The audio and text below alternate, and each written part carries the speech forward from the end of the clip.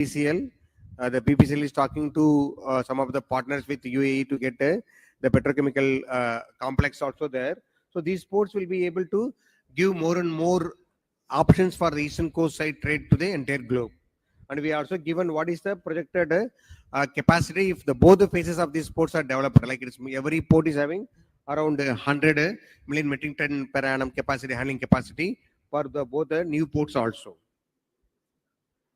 And also on the airport side, yes, the connectivity is an issue presently. People would have had to have some detour to reach to the place.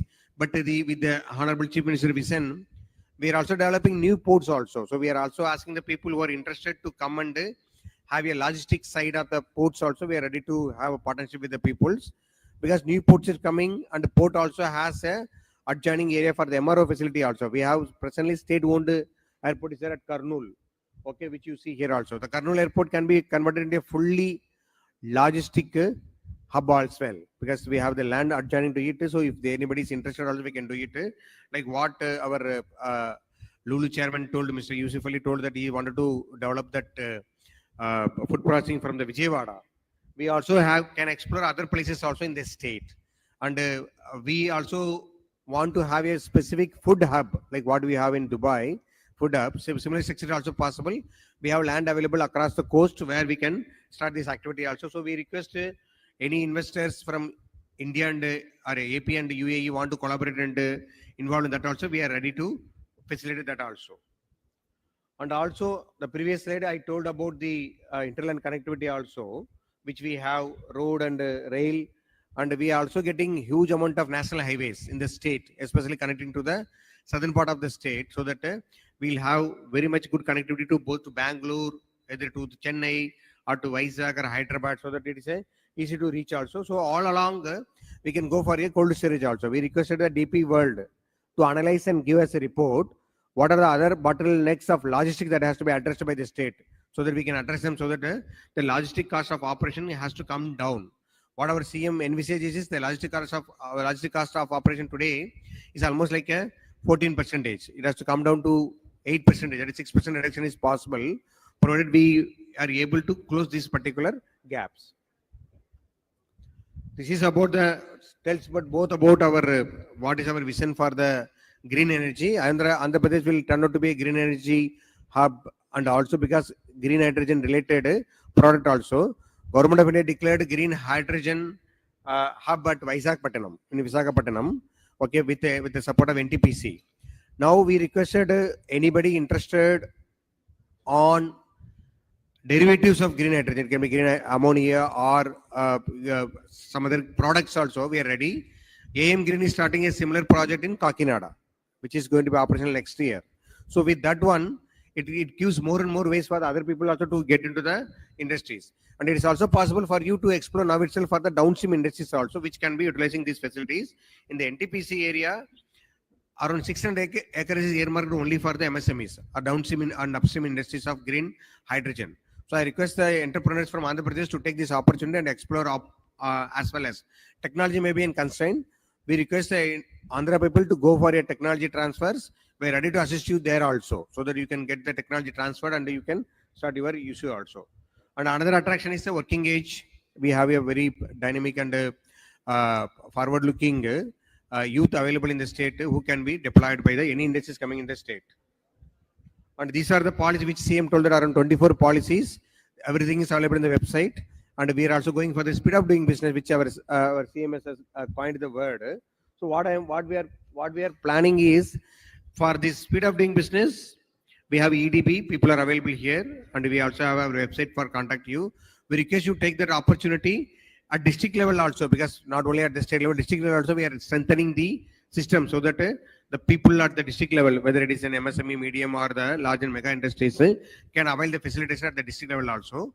For all of you, the contact point should be the district collector. So we ask the collectors to conduct the district industrial promotion committee meeting every month, so that you can be able to get that attraction also. So these are the some capacities about the port. I will share that slide with all the participants through email, so that you can go through it. I already built about also. Government of India may either examining for the feasibility Duggirajapatnam, there is a shipbuilding cluster is coming.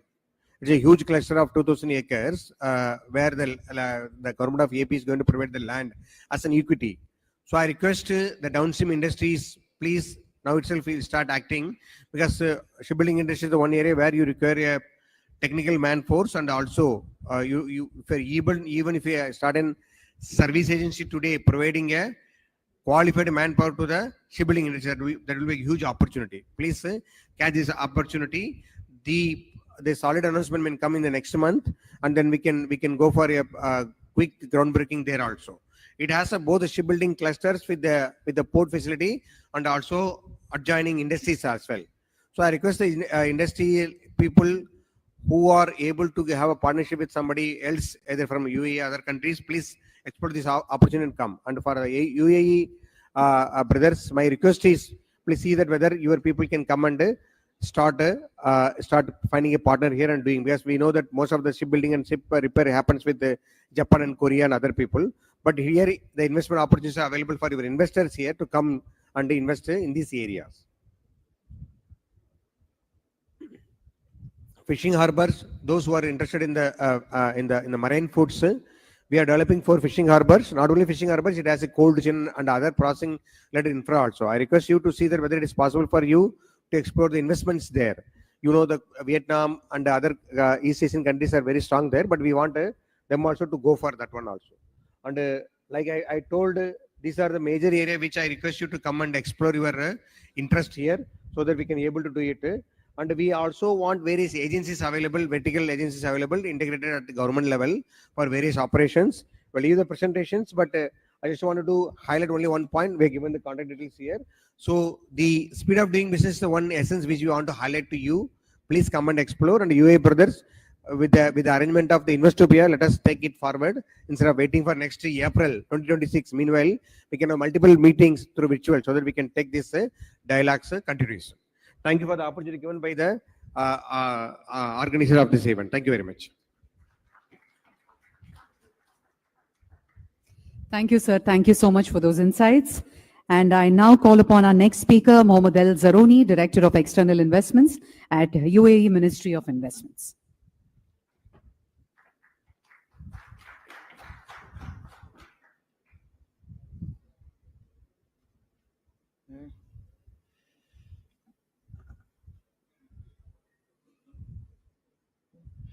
Good afternoon, everyone. First of all, thank you for having us here, for allowing us to host this Investopia, partner with the Ministry of Economy, the team here. Thanks to them for all this hard work that they've put in for this. Now, for my presentation, or my speech presentation, I just wanted to give perhaps an overview of the UAE for those who don't know about it. I'm sure that most of you know, but perhaps some of you wanted some more information, so let's delve into this. Okay. So we'll start off with the UAE as a whole, as an economy. It's a $500 billion economy. It's a very small country, but around $500 billion economy. And one of the numbers there that is quite enticing is the assets under management that we have. Over $2 trillion of assets under management in the UAE, managed by our sovereign wealth funds, whether it's Mubadala, whether it's ADQ, whether it's ADIA, ICD. So we have multiple different sovereign wealth funds that manage all of this money back home in the UAE. And this is all international investments, actually. It's not only in the UAE located, but it's mostly all around the world, including India.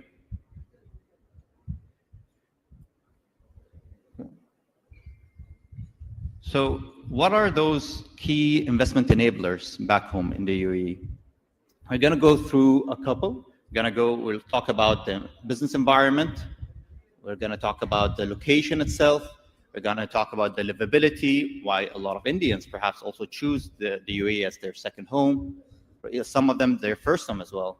And then, some of the economic diversification that we've been pursuing.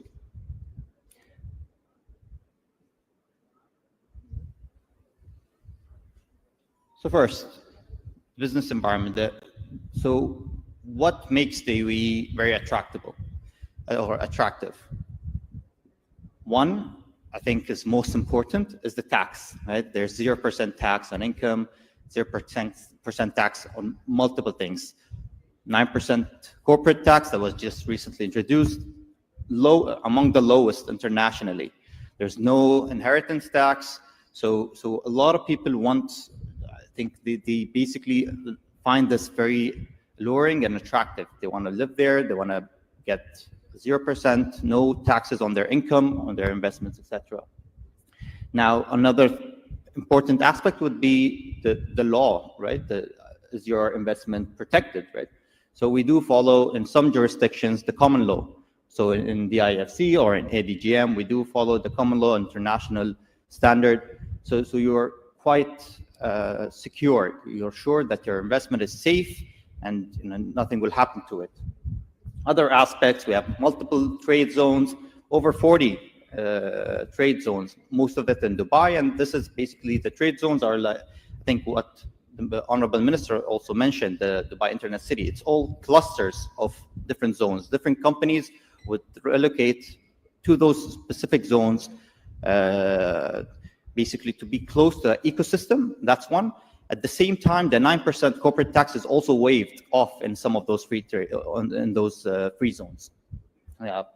Then you also have the typicals, which is for you own your business 100%. There's no need for a local partner if that's the route that you want to go through. The credit rating of our bonds. So once you're there, you're basically very safe and secure. Then I'll move on to the location itself. I think this is what makes the UAE another aspect that makes it very attractive, and it's connecting the east and the west. Now, if you talk about daily flights, we have over 2,000 flights daily from Dubai, Abu Dhabi, Sharjah, Ras Al Khaimah. So we have multiple flights. So you're sure that you as an investor will always reach your destination in time. There'll always be a flight. There's no need to worry about that. The airports are running 24 hours, 24/7 they're open, and we're actually 8 hours away from 80% of the world. So we're literally in the middle of the world. Another aspect, so now you've decided to move your business to the UAE. What's important to any business if you're producing goods and services? You want to make sure that your goods will reach their destination, right? There's not going to be any complexity. So we have 5 major ports. DP World, I think they've mentioned DP World here a couple of times, and that's actually the 4th largest operator in the world for ports, 4th largest port operator in the world that manages multiple ports all around the world. 70 plus ports, 40 plus countries. So you're sure that your goods will always reach in time. Last week, actually, I met with a couple of investors from Japan. They're doing automotive parts, so redistributing of automotive parts. They're located in the UAE. And why did they choose the UAE? Because of this reach that it has. They actually, an example here in India, they ship some of those automotive parts to India, and they've chosen to do that from the UAE, actually, because it's just very efficient for them to do so. Now, this is something new, I think the Honorable Ministers also mentioned, the CEPA agreements, right? The first agreement, free trade agreement that we've signed with India, the Comprehensive Economic Partnership Agreement. It's essentially an upgraded free trade agreement. So once you're in India, once you're in the UAE as well, if you're producing, you have access to such agreements. And right now we have 8 ratified.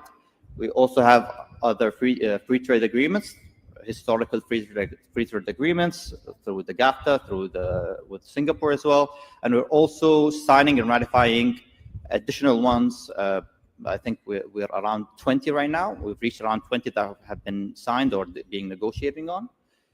We've signed one with South Korea. We've signed one with New Zealand, with Australia as well. So if you do have your base in the UAE back home, you'll be able to access those agreements, those free trade agreements, to make sure that the goods, there's no tariffs on them, basically. That's the whole point of this, right?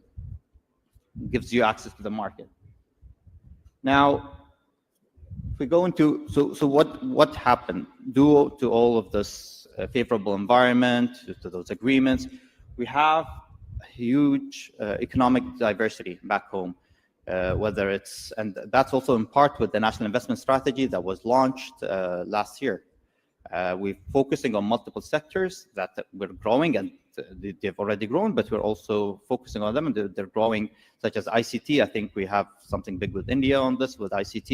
We have the US investing through Microsoft, partnering with some of my colleagues that will be talking. I think they'll have us, they're going to have a session later on with G42, for example. We also have financial services, a lot of fintech companies that have relocated from different parts of the world. They're utilizing the UAE as their regional headquarters, actually, due to the efficiency, due to the economic facilities that are provided there. And then, so once you've relocated, you've brought in your company, now what will you look into, right? Relocating your spouses as well. You want to live, you want to go to a place that's livable. You want to be able to feel safe. You want to feel, you want to have a good infrastructure. And this is what the UAE offers. A good education for your children. So we have major international universities there, such as NYU. They have a huge campus in Abu Dhabi. We have Cleveland Clinic as well. So your health is basically being taken care of there. So you relocate with a peace of mind that all of those services are at the tip of your hands. Now, Ministry of Investment. So what do we do? We're basically the first point of contact for investors that coming into the UAE. That's how we want to position ourselves, and that's how we see ourselves. So investors such as yourselves, investors, if you know of anyone that wants to come to us, we basically would advise them, facilitate for the meetings that they require. We have a huge database. We work with our partners, the national champions, the sovereign wealth funds as well. So, you know, we like to be the first point of contact, and then we'd advise you. You know, we're not biased. We're at the federal level. We take you. You know, if Dubai is best suited for you, we'll advise you to go to Dubai. If Abu Dhabi is best suited, we'll take you to there. Sharjah, the other Northern Emirates as well. So this is something that I think the ministry offers. We're more of a facilitator at this point. Right. Thank you very much. This is the ministry's email for any inquiries. If you want to reach out, please do reach out to us by email, or just approach me after the session. I'll be happy to talk to you and sit down with you and basically tell you more about the UAE. This is just a brief interaction, so thank you very much.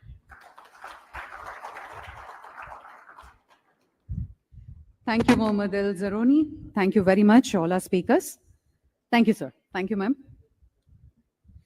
All right, ladies and gentlemen, we will quickly move on to the second session, expanding business across borders, UAE, Andhra Pradesh partnerships. And I request the speakers to kindly stick on to the time. We have another 2 sessions to complete, and Honorable Minister for IT Andhra Pradesh, Mr. Lokesh, also will be joining us for the 3rd session. And this session will focus on how UAE and Andhra Pradesh businesses can collaborate to drive mutual growth through cross-border investments and partnerships. UAE investors will share perspectives on their expansion plans into Andhra Pradesh, while Andhra Pradesh industry leaders will highlight opportunities for expanding into the UAE market. This discussion will spotlight key sectors, best practices and strategies for successful international collaborations. Our special invitees, Sri B.C. Janardhan Reddy Garu, Honorable Minister of Infrastructure and Investments, Government of Andhra Pradesh. Welcome to you, sir. And this session will be moderated by Mr. Praveen Aditya, IAS, Andhra Pradesh Maritime Board CEO. And I also call upon our speakers, Mr. Walid Garib, Secretary General UAE International Investors Council, and Mr. Murali Krishna Gannamani, Chairman, CII Andhra Pradesh State Council and Founder and Chief Executive Officer, Fluent Grid Limited. Thank you very much. And I now hand it over to our moderator, Mr. Praveen Aditya, IAS.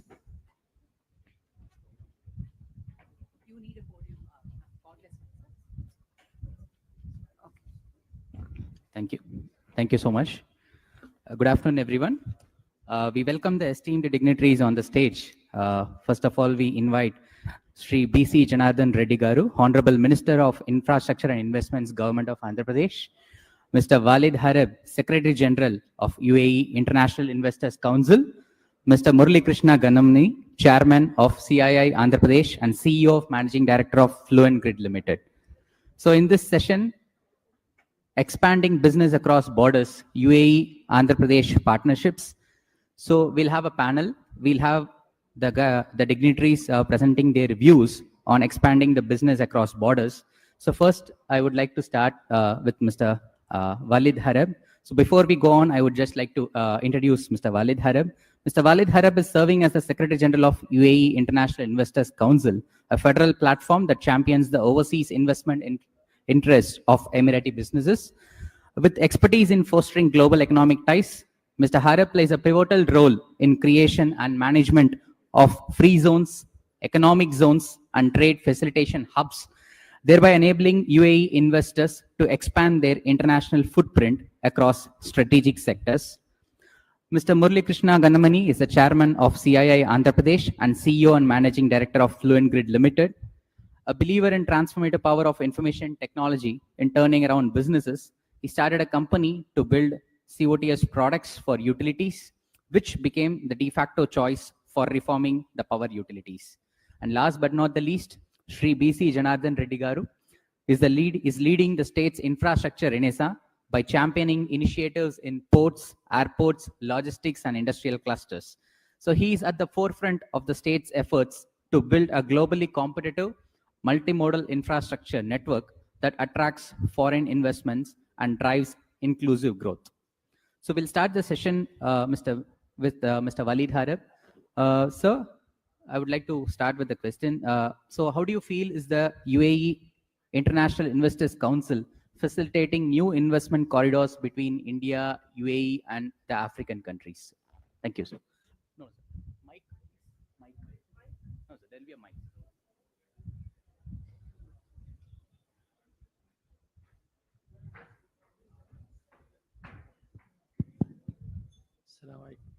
Good morning. It shows that. Good morning. Good. Now we start. Actually, it's a coincidence for me. 20 plus years ago, I came to this region. And the funny part is actually His Excellency was the guy who received us. So when I received an invitation from INVESTOPIA, actually I was extremely excited because always people want to go back to their past to see. And the good thing is how you connect the past with the present. You know, I visited Hyderabad a few years ago. To be honest, when I heard all this, the senior minister, Chief Minister Naidu, you know, all these politicians, they come and they give you big speeches. So to be honest, at the beginning, when I heard the Chief Minister talking, I said, yeah, this is another politician's talk. But actually to see the progress that happened in Hyderabad is really astonishing. You know, he deserved really, you know, now you become a believer, not just by talk, it's by talk and walk. You know, I have experienced how that vision of Hyderabad was developed. It was basic, but it developed to become really an astonishing vision. And if there is anybody who I believe can create that same vision in here, is him. So we have to applaud that vision that was created. Second part, you know, I come from UAE. Sometimes when you look into developing opportunities, you need to look at the other side, what they require. Why? If I know what you need, I can develop a product or I can sell you what you need. This is a country that has every aspect of food security that we need. This country has human resources. This country has, you know, this vision that developed. Today, you have, you know, what you call this is the Silicon Valley of India. So these are the elements that you can start from here. But if I reverse the other side, these are the things that also we need. We have, the gentleman on my right, we have also some companies that can, DP World is engaged in big investment here. We have Abu Dhabi Ports also is involved. We have the airline industry. But I think we are even thriving for more. And what we aim to create more pre-visibility project that we can look at. Come and invest is a good side, but invest in what? So we need to identify pre-visibility opportunity that we can take back to our investors and we can take back to our members to look at, so they can engage and also evaluate what type of investment they can invest. But from first impression, I think I don't need to say anything. The region is thriving region, and we can benefit out of it. Thank you. Thank you, Mr. Walid. So moving on to Mr. Murali Krishna, taking cues from what Mr. Walid has been talking about, the pre-feasibility opportunities. I think from CII also you would be doing a lot of such kind of similar activities. But with the perspective of Andhra Pradesh industries, how do you see these Andhra Pradesh-based businesses preparing to expand to the UAE market, and what are the promising sectors which you could find into the Gulf region?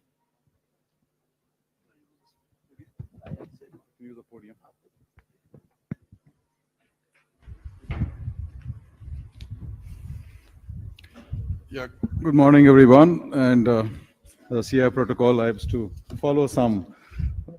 So, Honorable Minister for Roads and Buildings and Infrastructure Investment, Shri B.C. Janardhan Reddy Garu, Mr. Harib Al-Falai, Secretary General, UAE International Investor Council, Pradeep Aditya Garu from AP Maritime Board, and colleagues from industry, and His Excellencies, distinguished guests, and fellow leaders. A very warm welcome to the state, the thriving and beautiful state of Andhra Pradesh. And it's truly an honor to speak this very landmark edition of Investopia Andhra Pradesh. It's very exciting and very encouraging day for all of us here. And I think this is a platform where ambition meets opportunity, and where the next chapter of UAE-India relations is being written with the Andhra Pradesh accent, I would say. And my heartfelt thanks to Government of Andhra Pradesh, the Ministry of Economy and Tourism, UAE, the Economic Development Board, who coordinated all this, CII and Investopia for making this dialogue possible. Now, I wanted to share some experience, seeing the hall packed, even at this hour, with very beaming entrepreneurs and enthusiasts who has been truly looking forward to some great possibilities of partnerships and collaborative joint ventures with UAE. And I was traveling to Vijayawada last evening from Vizag, and I was heartening. It was so heartening to know I met so many of them traveling, to attend this event with great enthusiasm.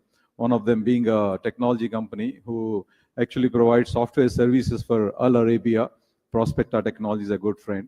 Likewise, another solar EPC company called Rockland Energy.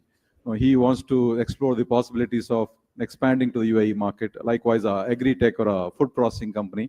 So it's truly like, we haven't seen this level of energy for a long time. And with what we have heard in this morning with His Excellencies and the Honorable Chief Minister, it's truly, I think, a new chapter in the beginning of our partnership. And as Honorable Chief Minister had highlighted in his speech, India and UAE today stand as partners not just in trade, but in truly transforming these regions. If you see the synergies, if you see the great vision that both these leaders have set, we, the UAE 2031 vision, is planned to double the country's GDP from AED 1.49 trillion to AED 3 trillion by 2031. And our Honorable Chief Minister's Swarna Andhra Pradesh 2047 vision is to make the state a $2.4 trillion economy. So this speaks volumes about the common aspirations of these economies. Likewise, the forward society pillar of the UAE vision and the P4, initiative that Honorable CM had shared very passionately is again to demonstrate these shared values. Now, AP's GDP, is growing at about 10.5% consistently, and has been highlighted by the secretary earlier, Mr. Yuvraj Garu and others. We have very business-friendly policies. We have very long coastline of almost 1,000 kilometers, and it's truly a gateway to the east for any UAE investments. And the state's 5 ports and the 8,744 kilometer national highways very ably supported by the Honorable Minister, Mr. Janardhan Reddy Garu, his policies, enhance this trade connectivity. And I believe that this aligns with the UAE's logistics expertise, creating opportunities for investments in many of these industrial corridors and sector-specific industrial parks that the Secretary had earlier highlighted. We could set up exclusive port-based industrial parks in the state to promote investments from and exports to the UAE region. We can also establish reliable organic, agri and food supply chains by setting up agri and food procurement and processing facilities in the state with easy access to sea and ports. We have currently 7, couple of airports, but we are now looking forward to having airport in almost every, I think, one airport in every other district, and this can truly bring UAE and with these kind of connectivity developments, UAE and AP can become very close, and I hope Air Arabia will start their flights very soon to our state. And the UAE India SIPA Council, targeting $100 billion in trade, offers 90% zero duty exports. So Andhra Pradesh can take full advantage of this, and likewise the IMEC corridor, and especially sectors. Aditya Garu, since you asked me sectors like textiles is one where there's a whole lot of possibilities, and again a lot of employment creation. Agriculture, again pharmaceuticals, pharma. We are a big pharma hub here. This can all be benefited from these reduced tariffs, and this can also open up new doors for collaboration. And so therefore it is up to us, all of us, to see how to take the best advantage of this and walk through with the UAE with intent and truly imagination. Now I want to share some of our experience. I run a technology company by name Fluent Grid.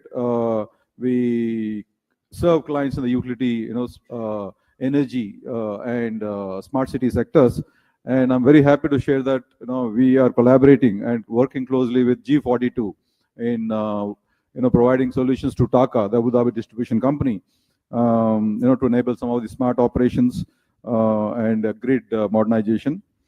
And we are also working with the Do Telecom. Do Telecom is one of the leading telecom companies other than the Etisalat there.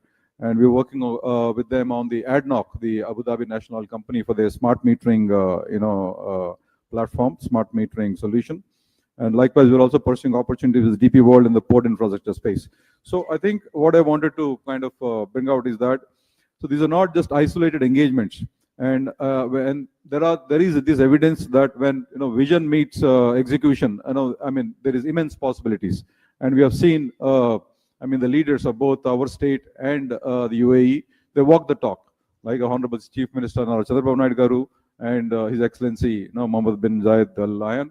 They both walk the talk and truly are great visionaries and bring the best out of not just the people, but truly help realize the true potential of these regions. And again, I want to also share that Amravati, like Honorable CM has shared his great vision. We have another partner from UAE, Tabreed. I have had the pleasure of working with them. I think their colleagues, Asim, are also here.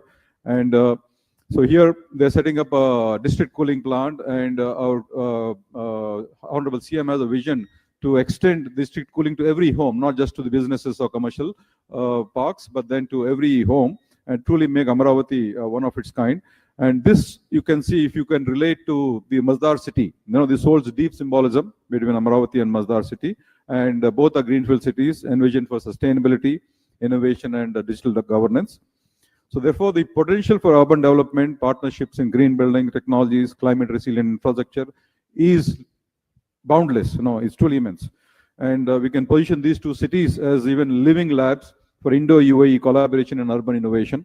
And Honorable CM had mentioned about the Quantum Valley coming up, the great strides we are making in AI innovation and the investments that we are making. So this can become truly like a living lab for both the countries and both the cities.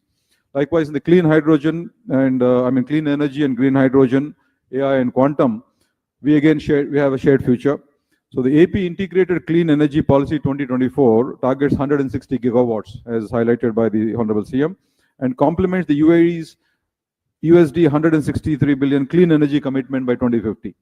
So incentives like 25% caps subsidies and single window clearances streamline a lot of investments and open up new avenues.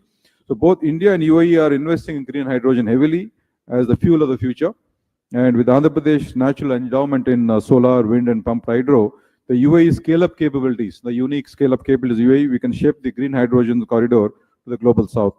So UAE's bold bets on AI and quantum computing. We are really thrilled to hear about the G42 strides, in terms of cloud and AI. And I think a great landmark groundbreaking agreement was made during President Trump's visit.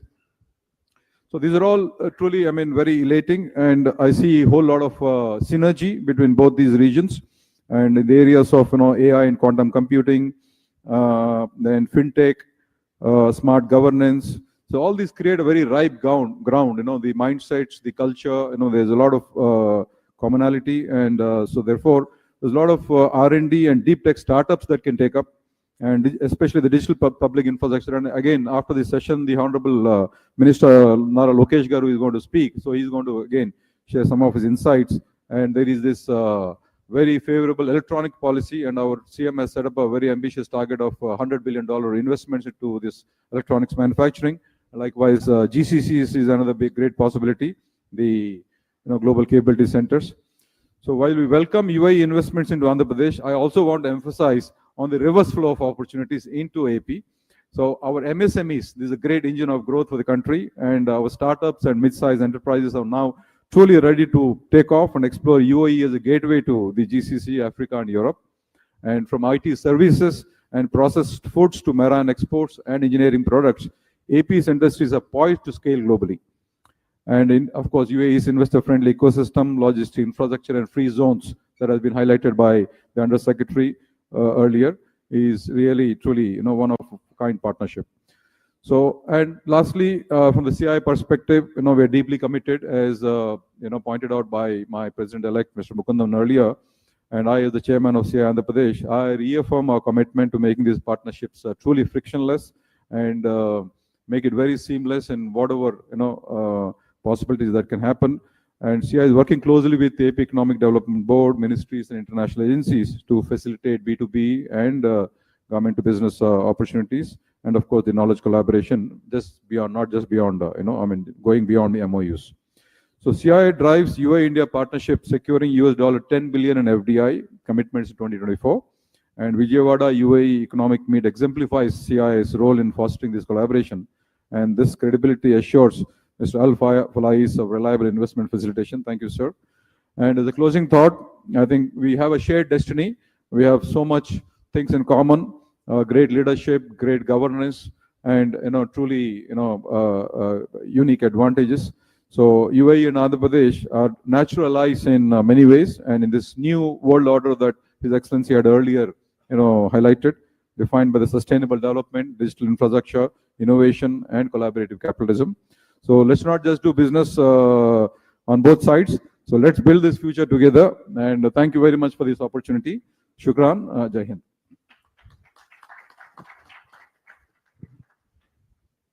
Thank you, Mr. Murali Krishna. That was very comprehensive indeed.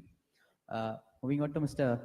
Before we go on to the minister, sir, just one, Mr. Walid, just wanted to take some cues from what Mr. Murali Krishna has been talking about, the smart city infrastructure and the development of smart cities. So as you are aware that Andhra Pradesh is planning and executing a new smart city in the capital region development. And what do you see the role that UAE investors and companies can play, and what role that UAE support this engagement moving forward? It's a good question. Again, I'll go back. I think Dubai, when we first came here, Dubai Internet City actually played a major role in the development of the IT city in Hyderabad. So, and UAE, you know, we learned from experience. We don't pretend to be the smartest, but it's the opportunity that we gained allowed us to learn from our mistakes, learn from our practices. Due to that, you find that UAE was one of the leading countries in free zone development. Myself, I was involved in 3 free zone development in Djibouti, in Malaysia, in Jeddah, where we were able to come up and see people. Yes, it sounds easy. A free zone is a piece of land, structure, and rules and regulation. And then after that comes the fun part, which is attracting the investment. Looking at India, you have the simplest, the most important element, which is human resources. And now you see with India, China, all these countries, the vision of development of AI have gone really amazing. You know, thanks to India, to China, the process of AI is becoming very cost effective. All of us remember, you know, DeepSeek, how they shaken the industry from paying billions. Now with $3 to $4 to $5 million, you can have a full-fledged, DeepSeek. I think India and China are 2 economies that can bless the world. Why? Because of your smart human resources. So countries like us, we work very close with these economies to develop. And someone just mentioned, I just met the group 42 guys here. So our role, we have developed a know-how in free zone development. What is the strength in our ability to attract investment for our projects? So I remember in Morocco, when we worked in the development of Tangier Airport, we made an agreement with the Moroccan government to have 1 license. So a license in Jebel Ali Free Zone was applicable in Morocco. That by itself allowed what? See, I'll have to be very honest.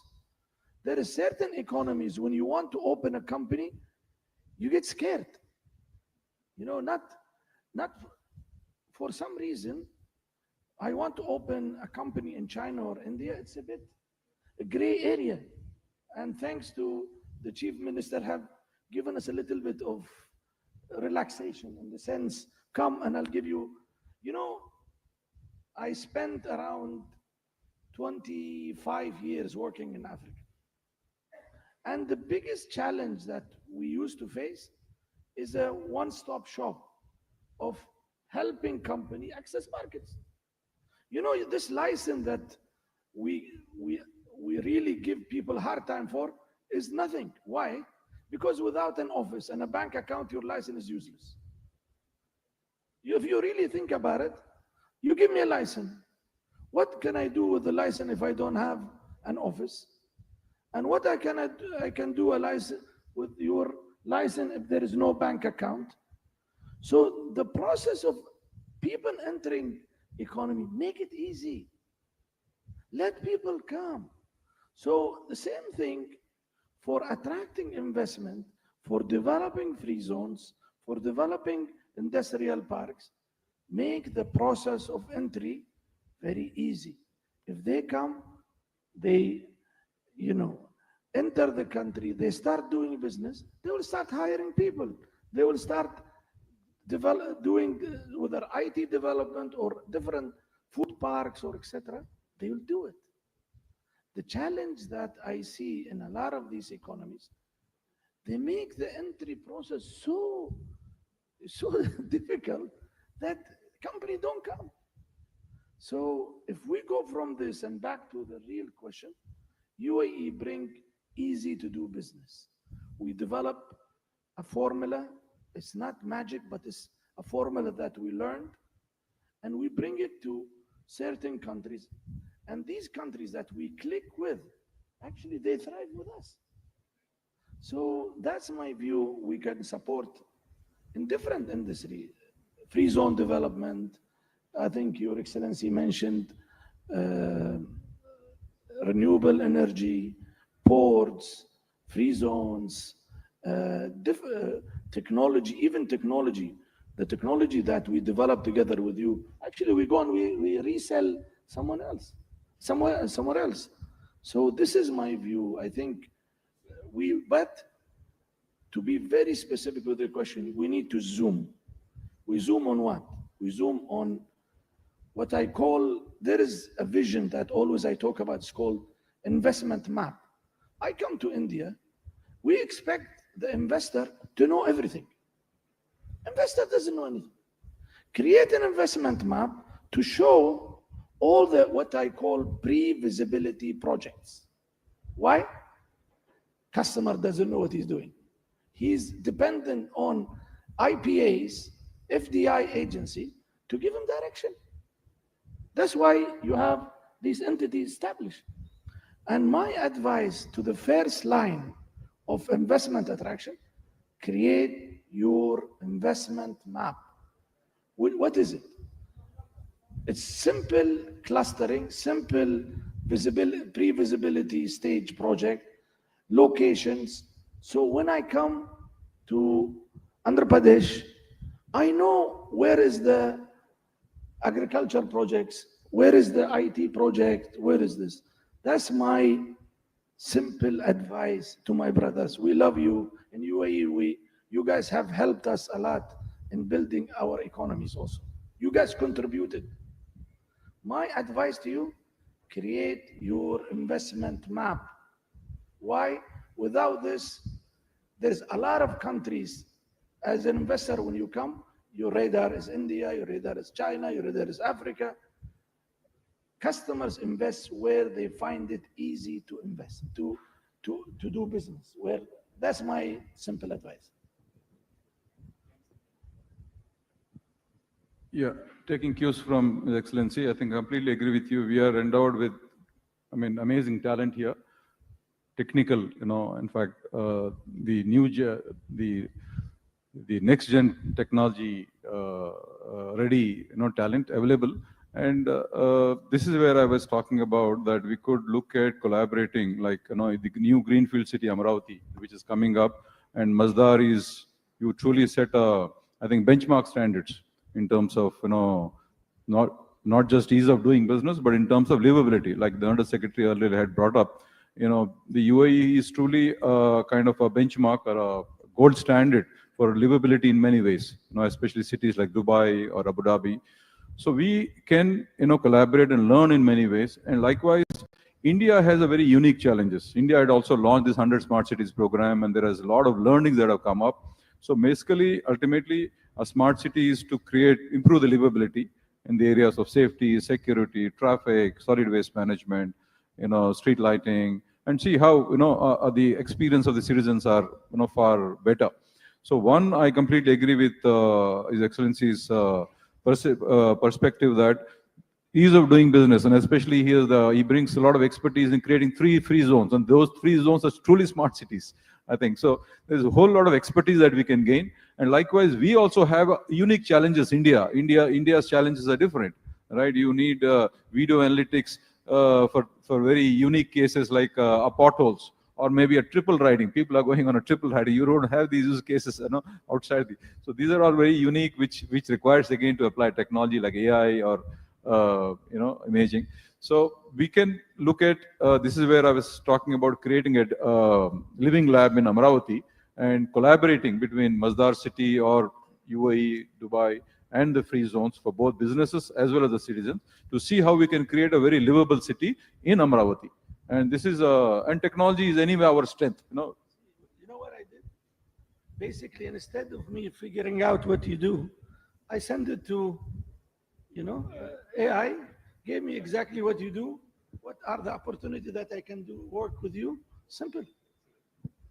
So I think this is where, Your Excellency, if from the investor's standpoint, there is a whole lot of possibilities that can open up within the smart city. A city is made of every function, like you have traffic, you have health, healthcare, you have education, right? You have utilities, power, water. So you have all these functions. So across these functions, to create a smart city, you need to apply technology, you need to develop new processes, and your expertise, especially in creating cities like Masdar or Dubai or Abu Dhabi, will come very handy in using that expertise in Amravati. And technology is our forte. We have a very good talent, like you brought out. So, and then we have some of these experiences from the 100 smart cities. So both these can. See, starting a new city is easier than starting an old city. Yeah, greenfield city is always easy. So Masdar city is also a greenfield city, and Amravati is also a very greenfield city. Yeah, you very well. Yeah. Thank you. Thank you. Now we would request the Honorable Minister of Infrastructure and Investments, Government of Andhra Pradesh, Shri B.C. Janathan Reddy Garu, to give a strategic perspective on enabling cross-border investments from UAE into Andhra Pradesh.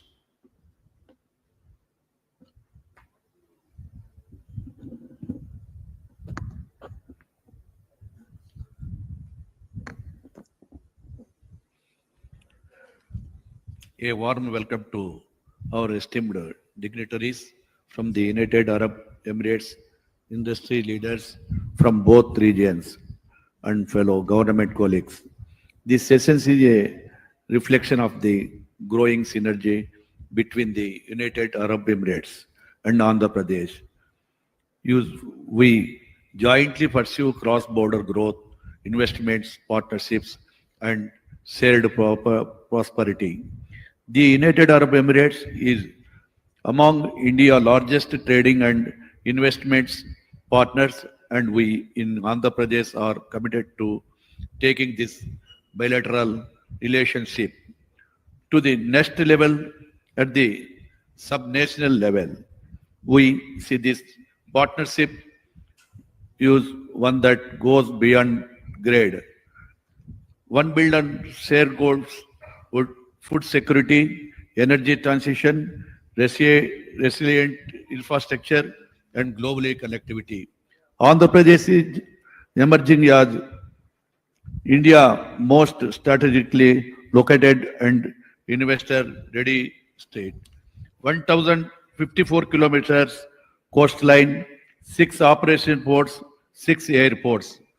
Direct sea connectivity to Middle East ports such as Jebel Ali, Abu Dhabi, and Sharjah.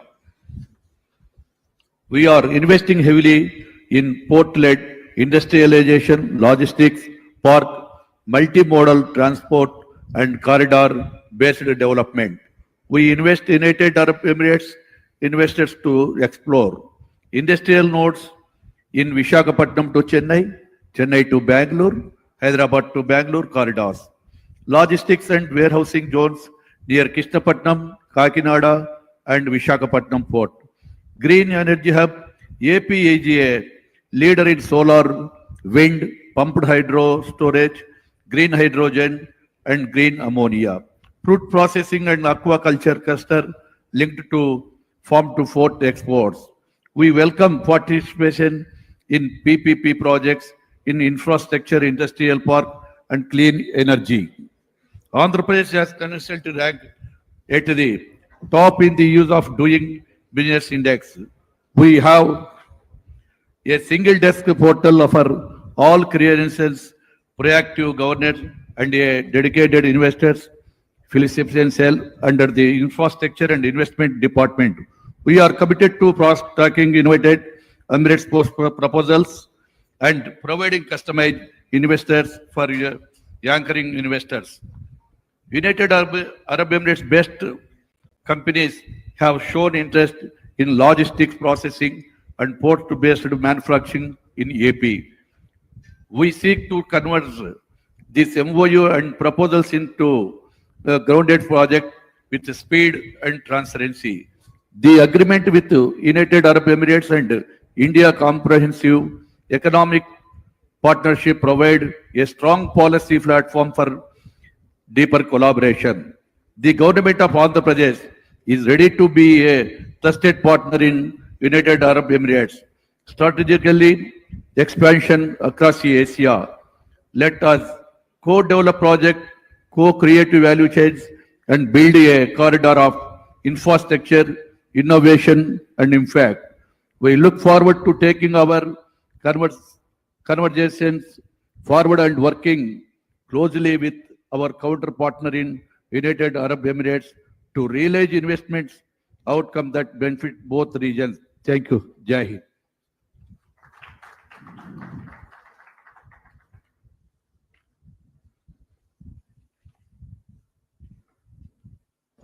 Thank you so much, sir. We are now coming to the end of this session. We would thank all the esteemed panelists who were present here for giving their valuable inputs for this session. So we would take major inputs from the session as Mr. Waleed was explaining in very brief details regarding identifying a pre-feasible projects and creating an investment map. As explained by the Honorable Minister, envisaging the vision of the Honorable Chief Minister, through collaborations with multiple forums and partnerships with CII, facilitating engagements with the companies, we are in the right track, and I hope in the days to come, we would see a lot of engagements moving forward. Thank you so much for all the panelists. Thank you.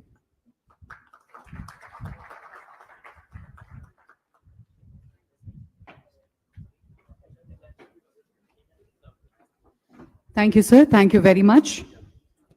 And on that note, we come to an end of the session 2, and we begin with the session 3 on artificial intelligence and data centers, powering digital economies through UAE Andhra Pradesh collaboration, a fireside chat.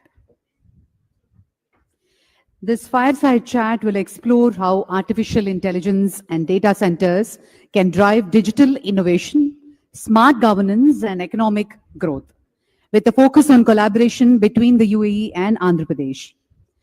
The session will be moderated by Ms. Raksha Sharda, Vice President, Primus Partners. And I'd like to invite our speakers. A warm welcome to Mr. Nara Lokesh, Honorable Minister for IT and Electronics, RTG and HRD, Government of Andhra Pradesh. And we also take the pleasure to request you to join us, sir. And Mr. Manu Jain, CEO, G42 India.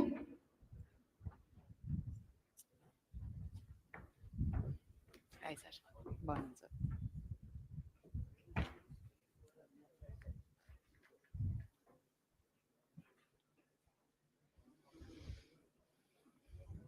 And ladies and gentlemen, artificial intelligence and data centers, powering digital economies through UAE Andhra Pradesh collaboration, fireside chat. I now hand it over to the moderator, Ms. Raksha Sharda.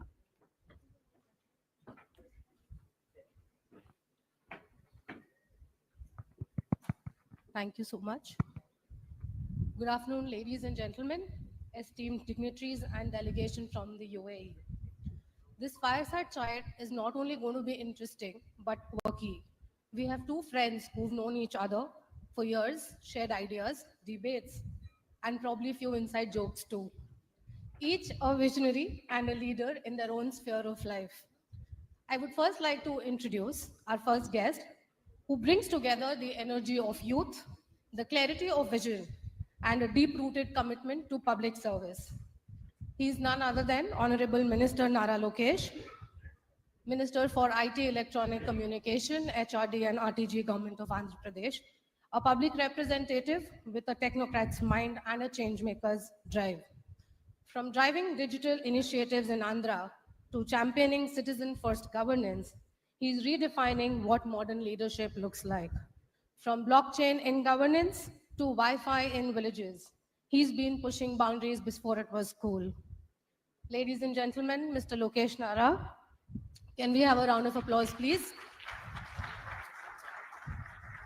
Our next guest redefines the term of serial entrepreneur with a twist. He just doesn't start things. He scales them, he disrupts them, and then somehow makes them look so effortless. Please welcome Mr. Manu Jain, CEO of G42 India, where he's leading the charge to drive India's digital transformation with cutting-edge AI solutions.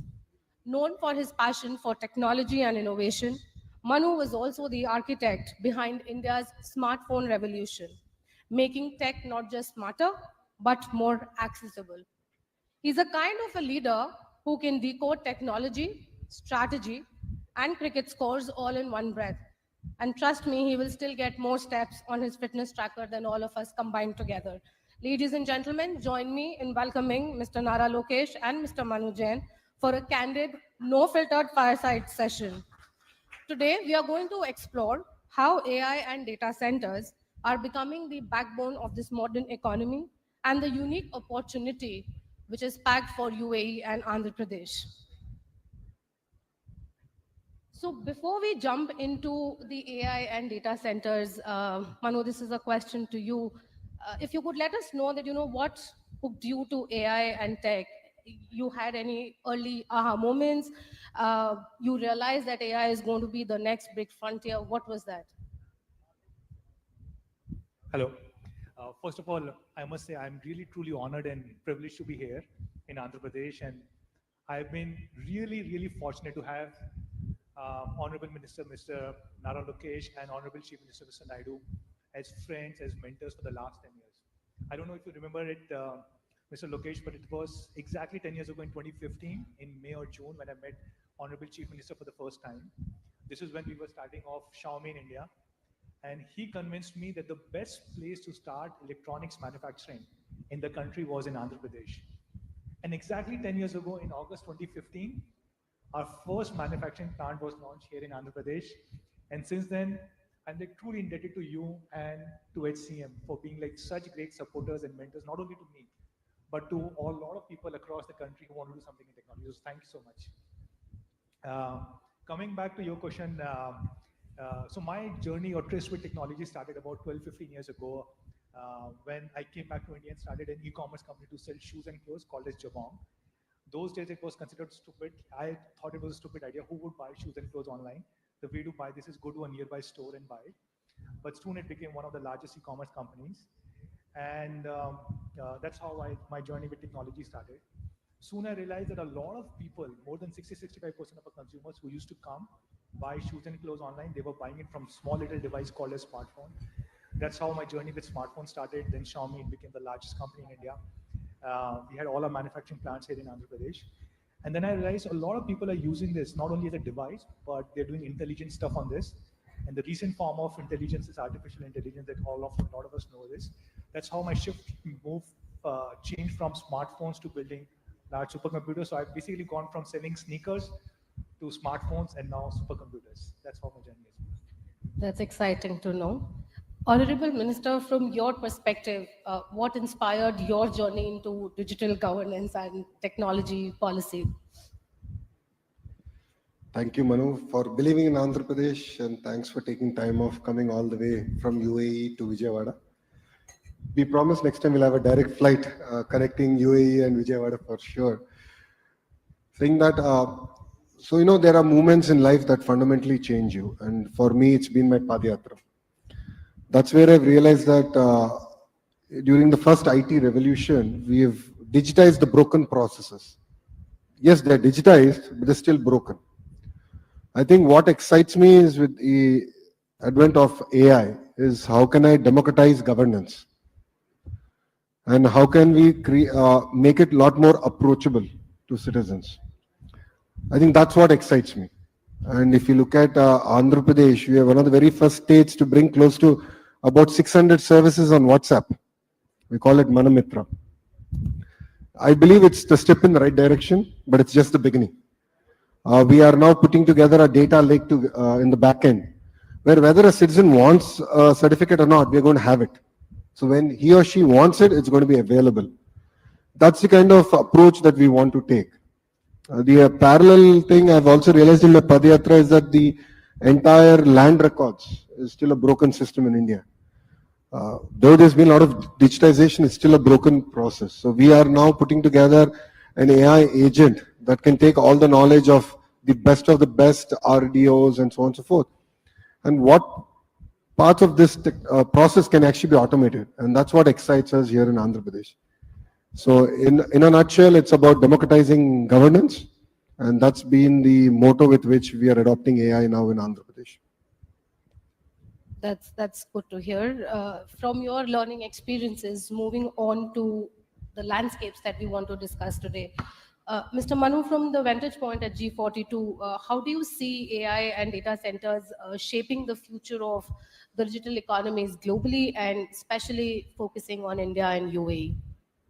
So first of all, if you think about, like, if you think 25 years back, when internet was just coming in 98, 99, a lot of people said internet will change their life.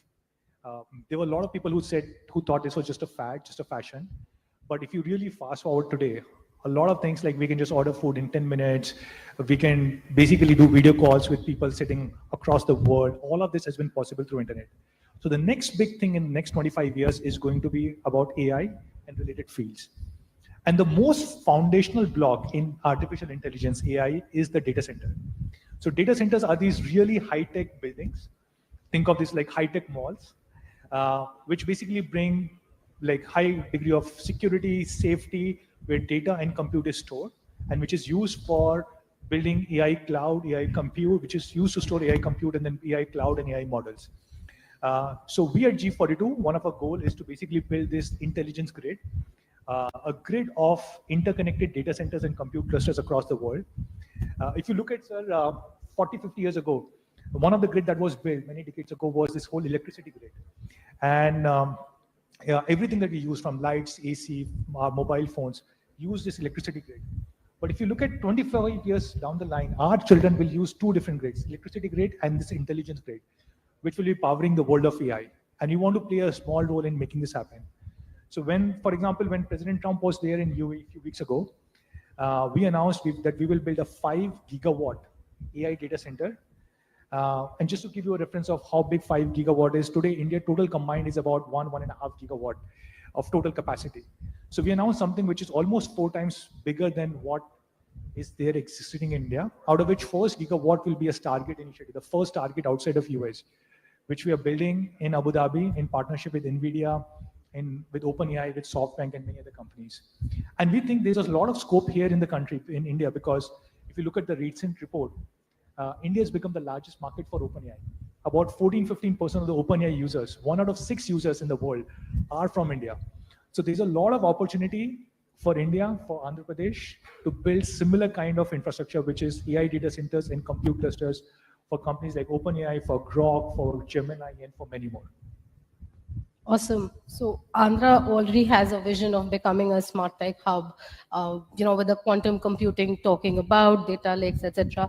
Sir, how do you see the collaboration with UAE adding value, and what are specific tech synergies that you anticipate?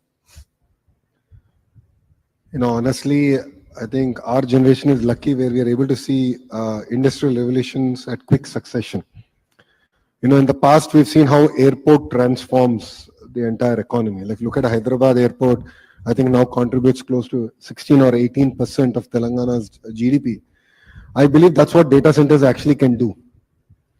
And data centers can be the nucleus for actual innovation and to kickstart the entire economic activity. This is the foresight that we had way back in 2017-18 when ChatGPT in the current form didn't even exist. That's where we roped in all of them to come to Vizag to make it the data city for India. Last 5 years was a blip, but now we are sort of accelerating that journey. And we want to lead the entire data revolution in India, and we believe we have the right ingredients in Visakhapatnam. And definitely I'm leaning on G42 to support us in this journey. I think UAE and India have a lot in common. Definitely India is the future. We will be a $30 trillion economy by 2047, no questions about it. And Andhra Pradesh will be about a $2.5 trillion economy by then. So we have great aspirations. And then we have the fire in ourselves to actually deliver this. And to be fair, a flight from UAE to Visakhapatnam or Vijayawada is not more than 3 hours. So we are a lot closer to them than Europe is or US is. So I think there's a lot more synergies that we can actually build on. I think there's a lot for Andhra to learn in terms of the investments now you're doing in the UAE. Second, as a HRD minister, for me, it's exciting times because curriculum revamp is required. Gone are those days of traditional programming. I think now we are coming about with the AI age and quantum, which is the next revolution. So the first quantum 150-bit qubit computer is going to be coming here to Amravati. And that's where I think there's a lot of areas that we can actually collaborate in terms of curriculum, in terms of investments. We did discuss opportunities about data embassies, where India's data can be housed in an embassy in UAE and vice versa, hopefully in Visakhapatnam. And I think this kind of collaboration at a G2G level, I think is going to be critical for both our countries to sort of now work together and really strengthen our relationships. Great. From the data centers to moving through governance through AI. So, Mr. Manu, AI can power citizen services, improve transparency, drive policies, etc. How is AI reshaping governance models in the UAE, and what lessons probably we could learn and be the first mover advantage while we are always are? So I was about to say, I think Andhra Pradesh and Mr. Naidu, he's always been at the forefront of this. I don't know if you remember, 2015 was the first time I came to Vijayawada. Those days, the states had just split. Honorable Chief Minister had just announced Amravati as a new capital. And I still remember he took me to this data room, a large data room, in the middle of all paddy fields, like all fields over there. And I was amazed because there were so many computers and screens over there.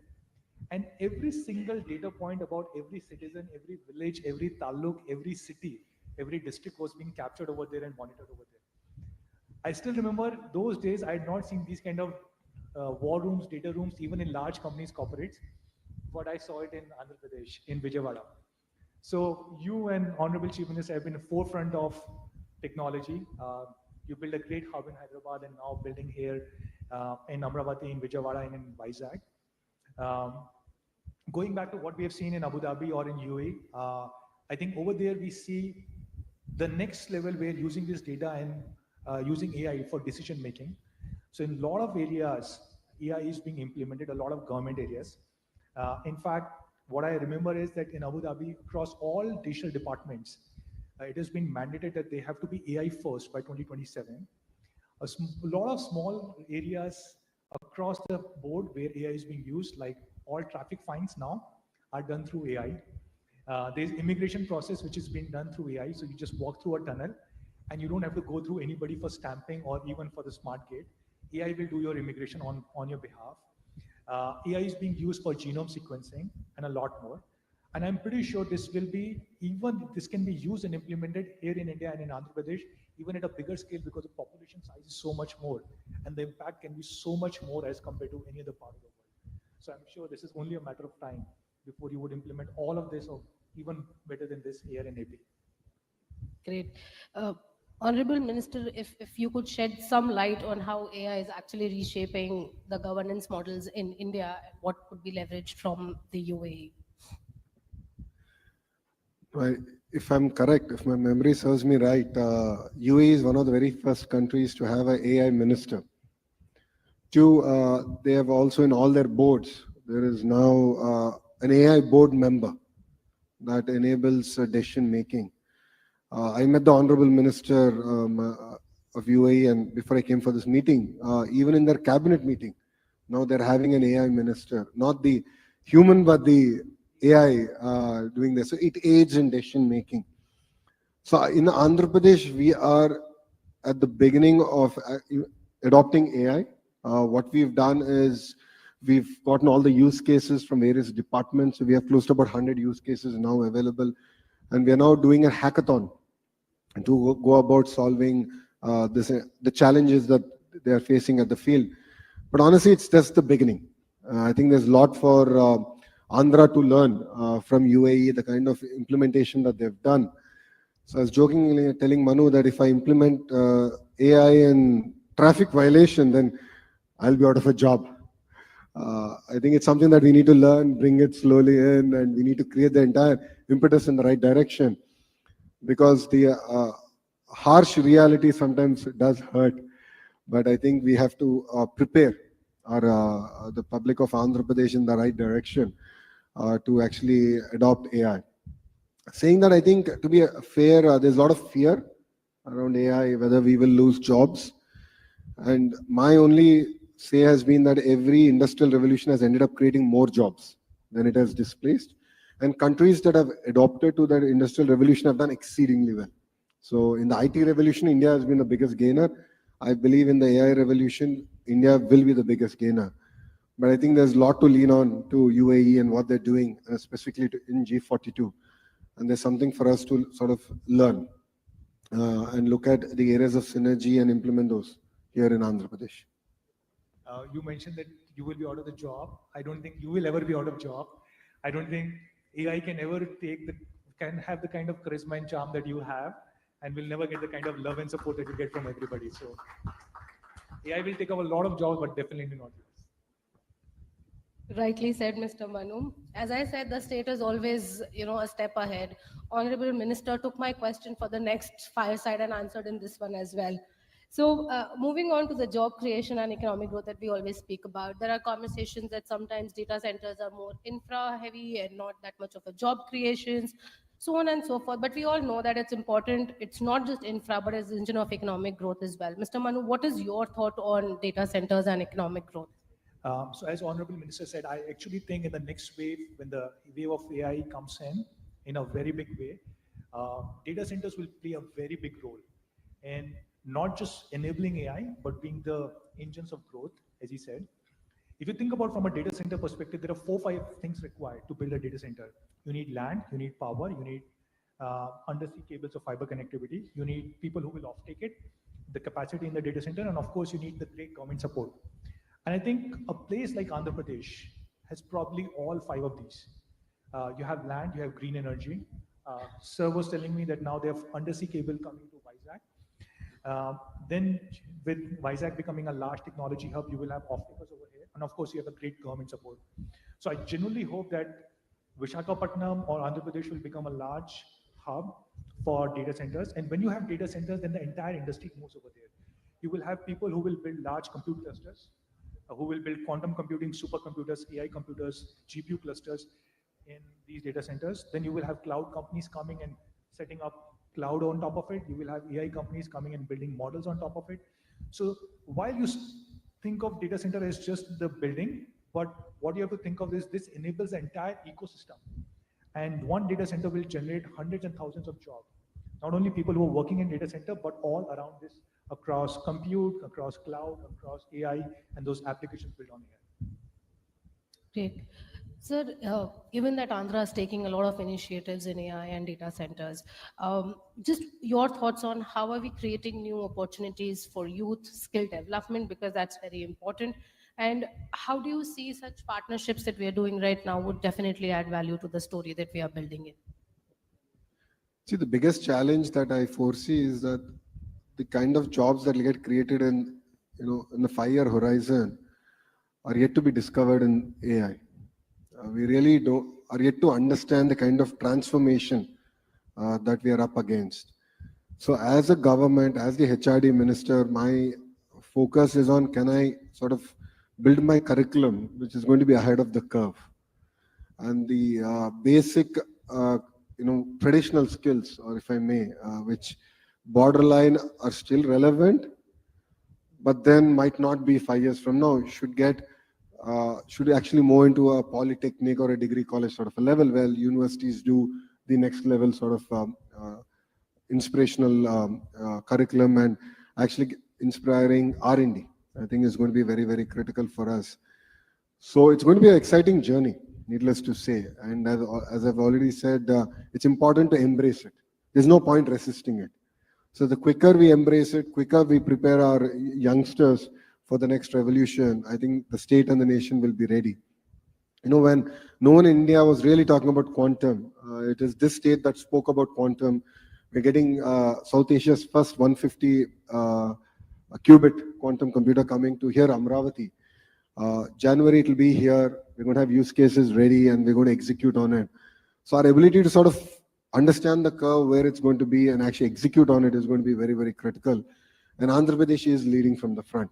So yes, in midst of paddy fields, you will have a quantum computer. And it will truly transform the entire ecosystem that's going to get built around it. You spoke about embracing new technology and AI. If I may ask, how are you embracing AI yourself as an individual, not as a minister? What are some of the use cases? What do you use AI for? What do I not use AI for? I think is the right question. I mean, AI is here. It's going to be, it is a way of life. It enables us to work more efficiently. I've used tools from where I have devices where it hears, it's like my note taker of the meeting and gives me the summary of the meeting at the end of it. So I'm using that. Basic drafting, I use AI for sort of, if I want to search about, Manu Jain and his profile, AI does a damn good job in it. I also do search around, okay, what kind of games can I play with my 10-year-old? How can I keep a 10-year-old engaged without an iPad or an iPhone, if I may? So I think AI has really helped me in different walks of, in different parts of my life. Quick, thank you. Moving on, we have 3 quick questions as rapid fire questions. Sir, to begin with you and play one by one with each of you. Your favorite AI application today? ChatGPT. Mr. Mahmood. ChatGPT, and recently I've started using Grok, and I'm really impressed with the results that Grok is giving.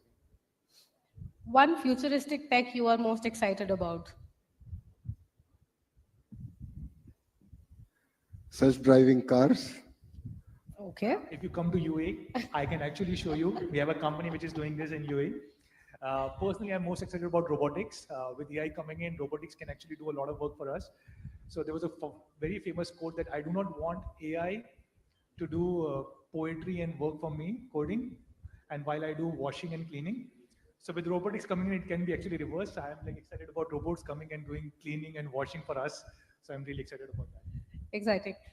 So last typed query to an LLM. Last typed query to an LLM.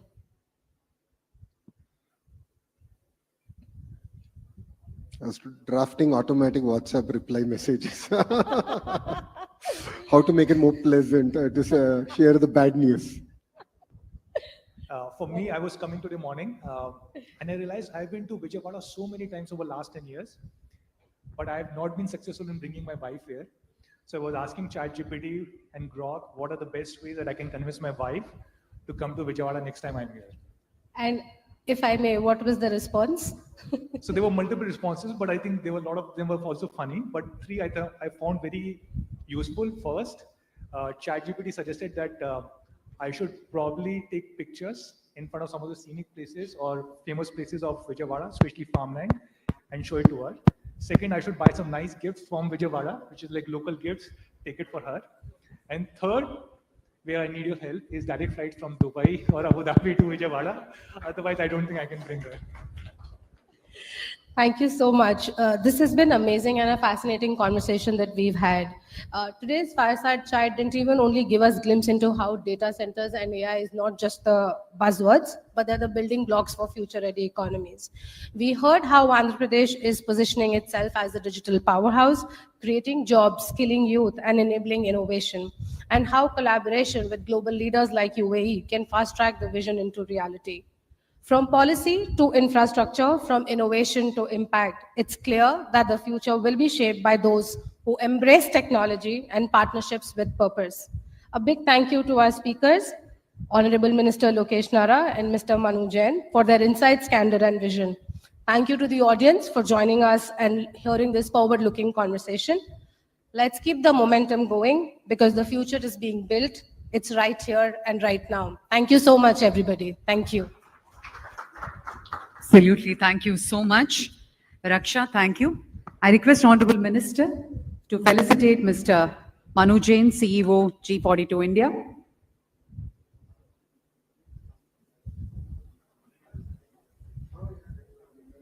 Lokesh sir, request you to. That's not AI generated, it's the real picture.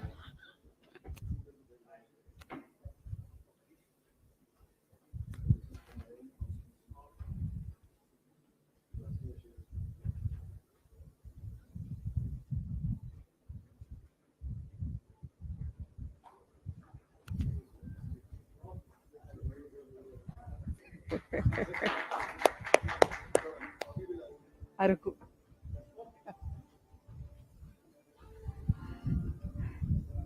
What a wonderful session. Thank you very much. Raksha, thanks a lot. That's our very special, very own Araku coffee from Visakhapatnam.